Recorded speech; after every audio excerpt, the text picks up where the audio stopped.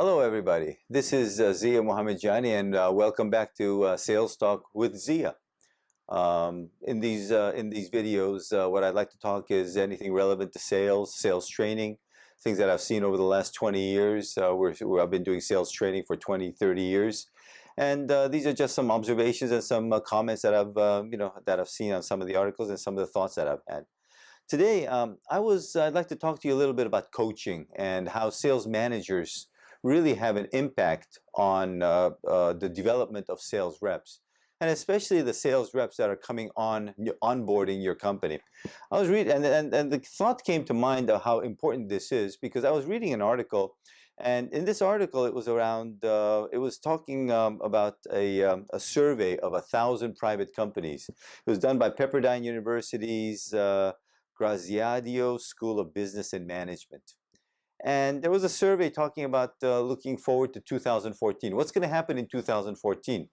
And a lot of these companies, they're saying that that they're very, very optimistic about the outlook for 2014, and they're looking to, more than half of them are ready to hire new employees. Of course, there's that means the other half are not willing to hire. But of the ones that are looking to hire, they were asked who they were looking for, what areas were they really focusing in on, and the survey said, number one, 57% of these companies, the top needs were sales and marketing personnel.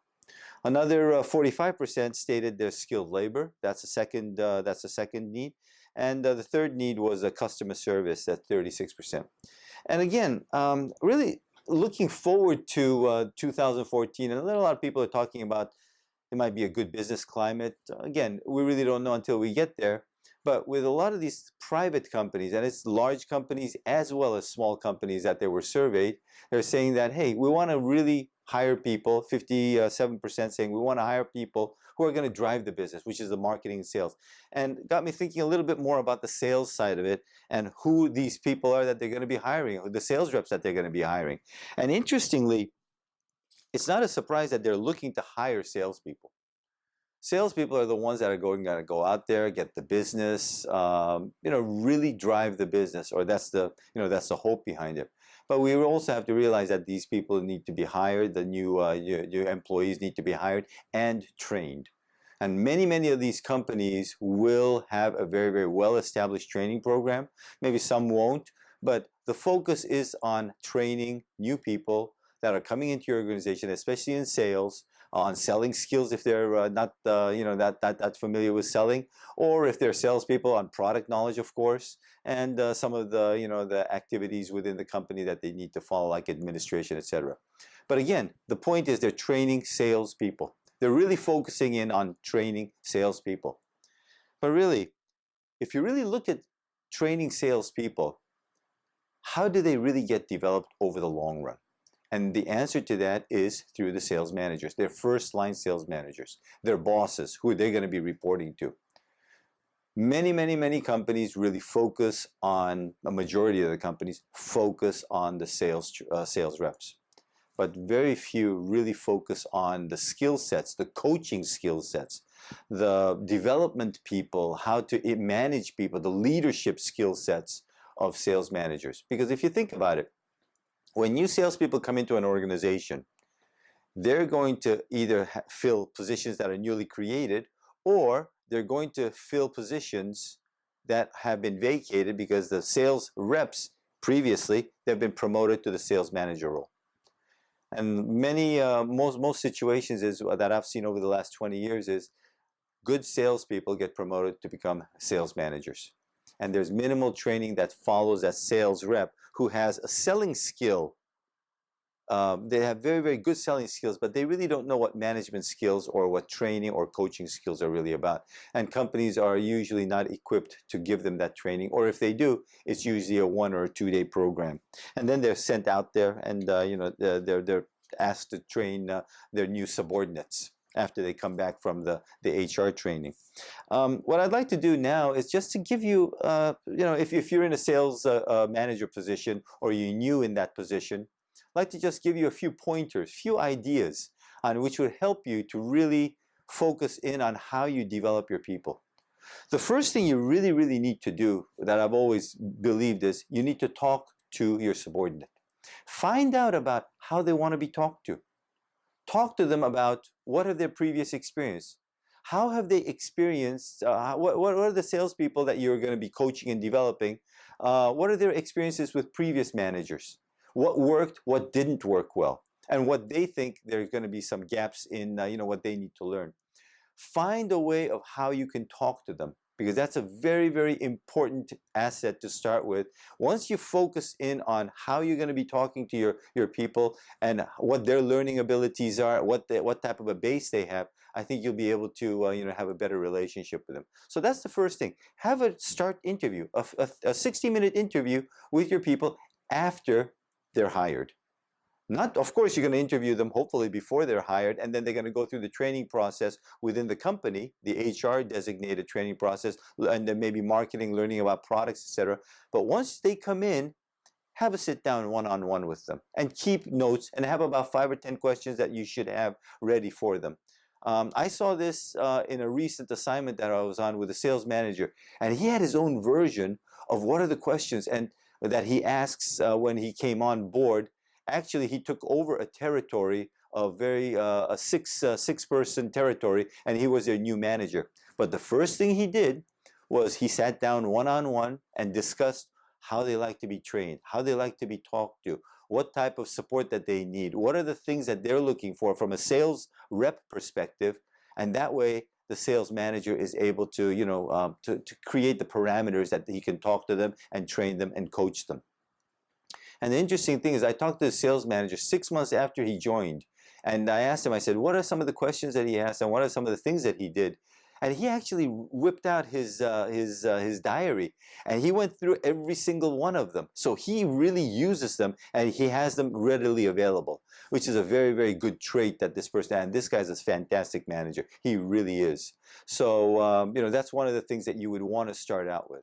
Okay, the other thing that you would want to know as a new sales manager, or even if you're a veteran manager and you're having some issues with your people, or there's new people coming onto your group, first of all, you need to understand how people learn. Sounds very, very basic, but there's many, many ways that people learn. What is your learning, your strongest learning methodology? Is it by reading a book? Is it by doing? Is it by hearing and then emulating that? There's many, many different ways. We all use all of those methods, but there is one strong method that we all have. For example, I have to do things. I can be given directions on how to do things, verbally, but after a while I get all confused. But if I do an activity, if I go down a major street, even though a map tells me you go left, right, and we're told that way, if I do it once, I know, I learn from that. But that's my own preference, and that works for me.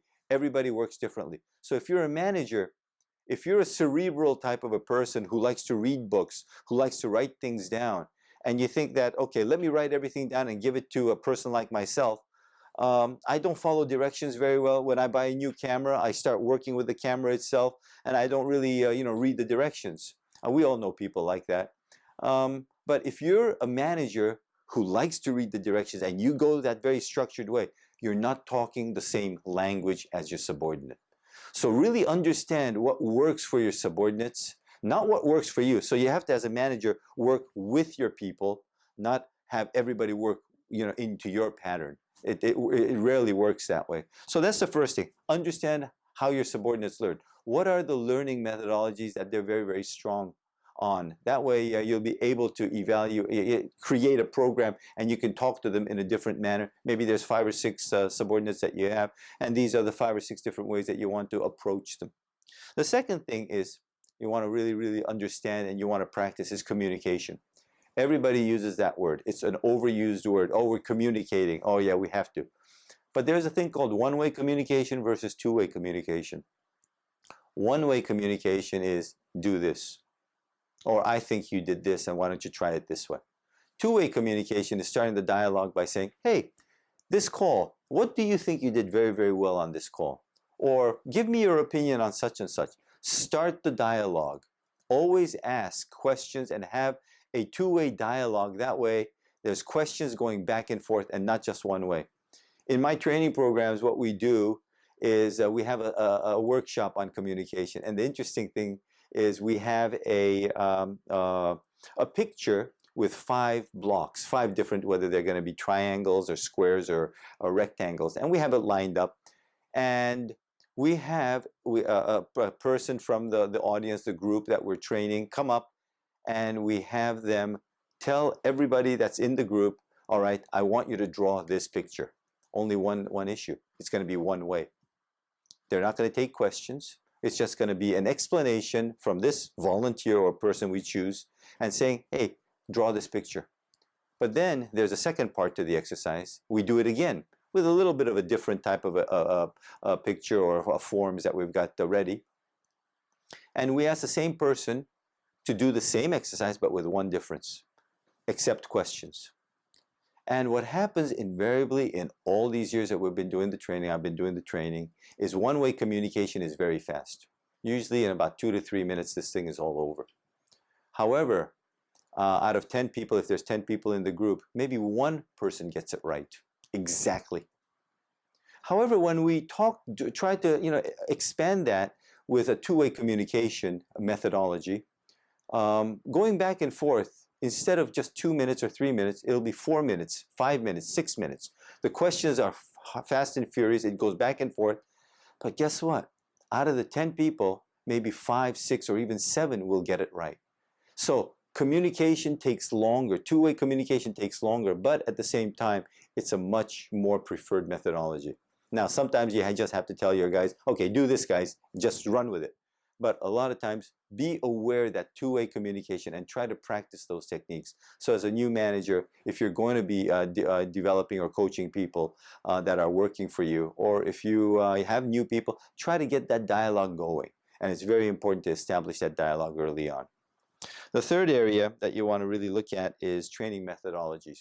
When you're looking at training, if you're going to be training or if you're going to be coaching people, you as a manager need to understand what type of training methods that you can use to develop your people.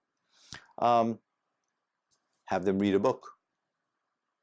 Go to a classroom session, a 1 or 2 day classroom session. Ride with their peers out in the field. Talk with their peers. Role play. Field training with managers. These are all coaching methodologies that you can use. Now, going back to the first point of how people learn, and if I'm a person who likes to do things and then learn, role play and field training is absolutely perfect for me. However, if I'm the cerebral type, maybe you want to have this person read a couple of books and then make a presentation. So there's different ways that you can adapt, but you as a manager need to understand what type of training is available. Right now, e-learning is the craze. Everybody wants to go to e-learning. E-learning has its place. It's very, very a useful tool. The only problem is, depending it totally on e-learning is a losing situation. You do have to combine it with other elements of training. So if my weakness, for example, is selling skills within the selling skills portfolio, I don't close. Let's focus in on that one area. And that brings me up to the fourth point, customization for the individual. If you have 6 people, you're going to have 6 individuals, 6 learning patterns, 6 motivations for working at the company. And also you need to have 6 training plans. How are you going to be communicating with each individual? What type of training program are you going to customize for the individual? Now, large companies, a lot of times they do have their own competencies and HR initiated training programs, which I call the macro. But if you're a salesperson or a salesman, I think we really need to focus in on selling skills. How do you prepare for the call? How do you handle objections? Taking notes during a call, closing, of course. Those are some of the very, very basic ones. But these are elements, if you can just identify one element that's the biggest gap, the weakness, if you want to call it, for this individual, and you focus in on that from different areas, like reading a book, attending courses, doing field training, doing role plays, and you focus in on just that one element over a 3, 4, 5 months, or even 8-month period, the chances are that that skill for that individual that individual salesperson is going to be elevated. And that's what we're trying to do. We're not trying to confuse them on every type of, oh, you do this, this is what you need to improve on, this is what you need to improve on. Just work one at a time in a very structured, customized way. And by doing it in a very, very structured way, which is the fifth point, by the way, you're really focusing in on what each individual needs. So if you can have understanding of learning, how people learn. Second thing is communicating, one-way versus two-way, and try to preferably go two-way. Third thing is having the training methodologies, understanding what's out there in the marketplace, and you as a manager dictating what this should be, and then having the feedback from the sales rep. This is what you should be doing. If you can customize it for the individual and you keep it on a structured approach, that would be a very, very good starting point, those 5 points. On the last note, let me just bring up one last point. Field on-the-job training, or FOJT as we like to call it here at Madison. Field training is probably the best coaching that you can conduct for development of a sales rep. As a manager, if you can coach a sales rep before the call and after the call, but during the call are quiet, just observe what the salesperson is doing, you're on your way to become a very, very good coach. Now, that's the most difficult part because it's so hard to keep quiet during a call as a sales manager because you only work with them once a month or twice a month. And here you are in front of a customer. You want to participate in the call. You want to do the close because your selling instincts kick into place. But you have to put that aside because until you can observe what the salesperson is doing in the field, let's say for myself, closing, until my manager can see how I close instead of helping me to close, then what happens is then the manager can tailor how they can train me. So coaching before the call with the salesperson, the sales manager should be coaching. During the call, they should just be observing, of course, telling the customer what the roles are going to be. And yeah, today it's going to be a little bit unusual. Usually I would talk and help the salesperson, but at this stage, we're doing a training exercise. And in my experience over the last 20 years, there's only a handful of customers, and I've gone to thousands of customers with salespeople in various markets, not only in the US. I haven't had a problem. I really haven't had a problem. But we set the expectations for the customer, and they understand training. So during the call, don't say anything, set the stage, and observe, take copious notes, and then after the call, coach them on that specific item that you're talking about. If it's closing, it's talking about closing. So go through these 5 items. We talked about how people learn, communication, training methods, training activities, customizing for the individual and keeping it in a structured approach, and then also really implementing it in the field. I think you'll have a very, very good chance in developing your subordinates. But at the same time, you as a manager need to develop these skills, and you need to make sure that you are going out there well prepared. Well, that's it for today. We'll talk again. I'll make a few more of these videos.